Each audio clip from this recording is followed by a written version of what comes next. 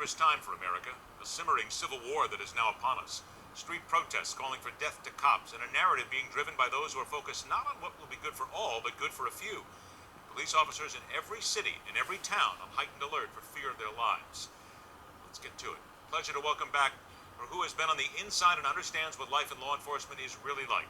Retired and decorated former sergeant in the LAPD, author of Black and Blue, the creation of a manifesto, the true story of an African-American woman on the LAPD, the powerful secrets she uncovered, Cheryl Dorsey. And also let us welcome retired New York City Police Sergeant, adjunct professor at John Jay College of Criminal Justice, and author of The Criminal Investigative Function. Joe Giacaleone joins us today. We thank you both for joining us. Sergeant Dorsey, I'm going to begin with you. The soundbite that we just heard. The critics and also the police union there is blaming the mayor of New York for what they seem to believe is not having their back, not being behind them, and certainly not doing everything he can to make sure that this does not become a cops are killers rhetoric and sort of an agenda, if you will. Do you agree with what the police union in New York is saying? Well, you know, I can't get caught up in the politics of what goes on there between the mayor and that union. I can't speak to the mayor's heart. I can't blame him for what happened. I think, and let me say this, let me offer my condolences to the men and women on the New York Police Department as well as the families of those officers that were killed. But I don't believe that this really had much to do about the protests. I think rather this terribly disturbed young man was trying to make a point, and it's unfortunate that he did it by using these officers as a vehicle to draw attention to himself. Would you then believe that the rhetoric that we have heard and a lot of the comments that we have heard in the last couple of weeks are those that would drive someone, whether mentally ill or not, in order to go out and look to kill a cop? Well, certainly that's possible, and obviously it's probable because here we are. But, you know, to hold a group or a movement, this thing that's going on, I mean, there's a legitimate complaint out there about Black lives being taken at the hands of police officers, and so let's not forget that. But to say that that's the sole cause for someone who has a mental illness and acts in a way that's inappropriate, I don't think it's quite fair. All right, Joe, let me come to you here, because certainly it's not the sole reason, but would you then agree with those who say that this is divisive anti-cop rhetoric that we're hearing from the mayor and others? Sure. I mean, and even the media, I mean, there's been perpetrated day in and day out, basically painting the police as the bad guys. And there's a lot of people in our society who are already criminals, and they keep on hearing this day in and day out, and they're brainwashed even further, and then they take it upon themselves to act. So then what do we need to do then if we get to this point? Because obviously the rhetoric is already out there. So if you have these sick individuals that are walking around that have an access to weapons, how are then the cops supposed to be able to protect themselves and the citizens?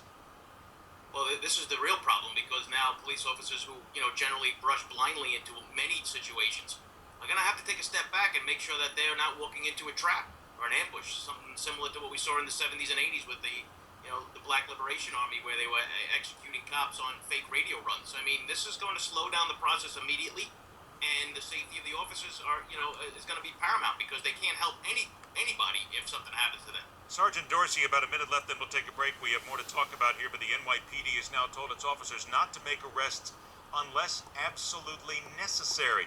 Doesn't that mean many times that a cop may just stop a little bit, might be gun-shy a little bit to go in and try and stop a crime for fear of their lives and what may happen then to the citizens?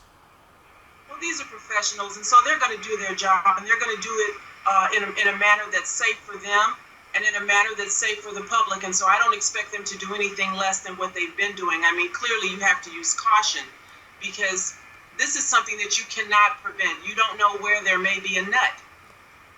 Would you, though, not say that a lot of the cops right now, and I know we've used this word before, they're not scared, but there is a heightened fear for their lives? Absolutely, and I mean, that goes without saying. There are dangers inherent to being a police officer, and so we never let our guard down. That would be my hope, that would be my thought. They just need to be more vigilant and more diligent in the way that they perform their duties day to day now because of what's going on. All right, Sergeants, please stand by, both of you. Sergeant Cheryl Dorsey and Sergeant Joe Giacaleone return after the break. We dive into the powerful police unions and their part in rooting out the bad cops and keeping the good ones on the street. And at 22 after, syndicated talker Jerry Doyle weighs in on where the narrative goes from here. It's all coming up on MidPoint.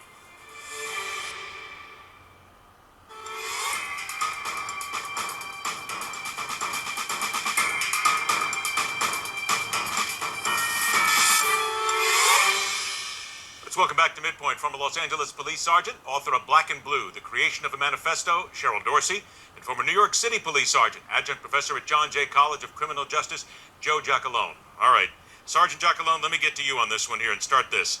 With regard to cops right now, there is no doubt, I don't think we're going to argue for a minute here, that there are bad cops out there. We know this. There's bad people in every line of work.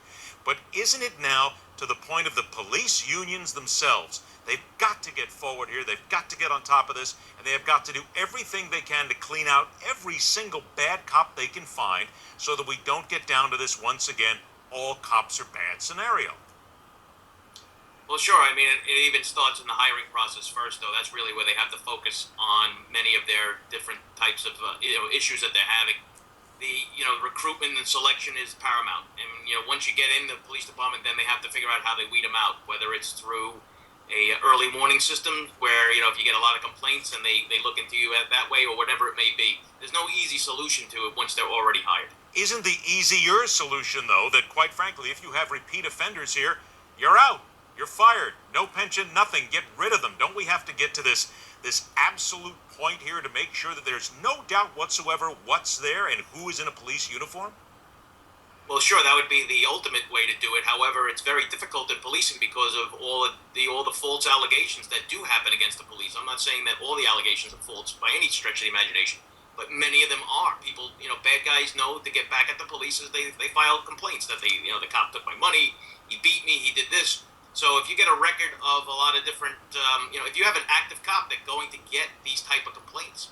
So it's not a easy situation to handle. Sergeant Dorsey, in your opinion, is it a matter of trying to weed out the false accusations, or as some people would charge, it's a matter that the police unions themselves are just so powerful that they can cover up whatever they want whenever they want to?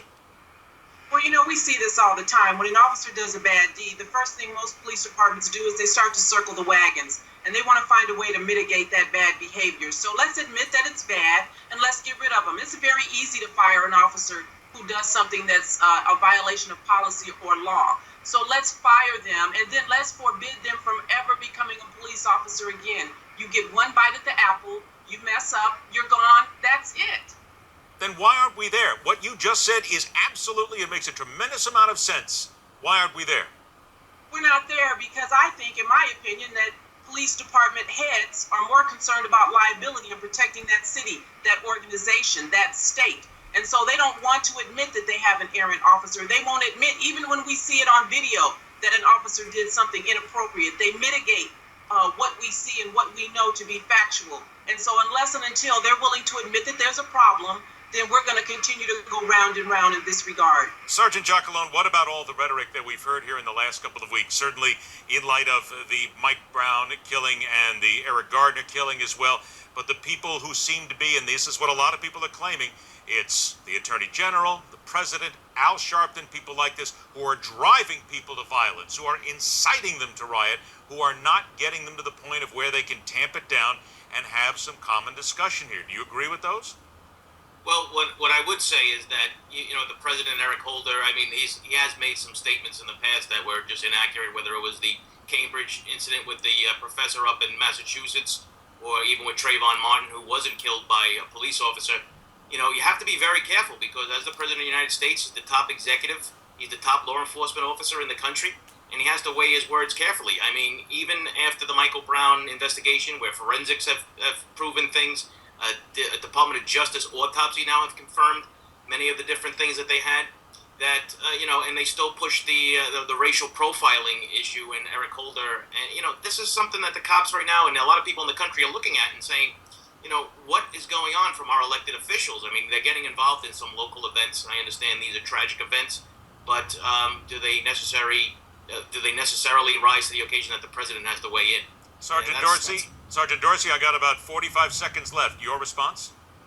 Well, we know that things that occurred on that grand jury in Ferguson, Missouri were really outrageous. I mean, we understand from the prosecuting attorney now that they put forth witnesses number 40, who in fact is an admitted racist and a liar.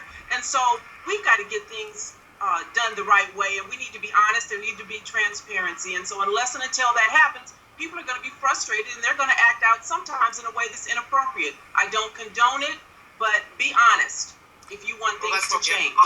know, too. I mean, we have the court system. That's where you take your grievances to. I mean, if you look at the inaccuracies from eyewitnesses, where there's several of them, where, so the grand jury kind of does their job. I mean, if it was me on the other end, or you, for instance, if you have 8 or 9 different stories from eyewitnesses, you would hope that they wouldn't indict. I mean, that's just common sense. 10-second answer, Sergeant Dorsey. What I would hope is that they would put forth witnesses that were not racist, that were not known to be liars, and that were going to tell the truth and not try to craft and create a story that was favorable to one side or the other. Just tell the truth and let the chips fall where they may. Let's let the chips fall where they may and hope that we can all tell the truth down the road. Sergeant Cheryl Dorsey, Sergeant Joe Giacalone, thank you so much for joining us. Merry Christmas to you both. You too. Thank you, Ed. Merry Christmas to you. Take care. MidPoint continues.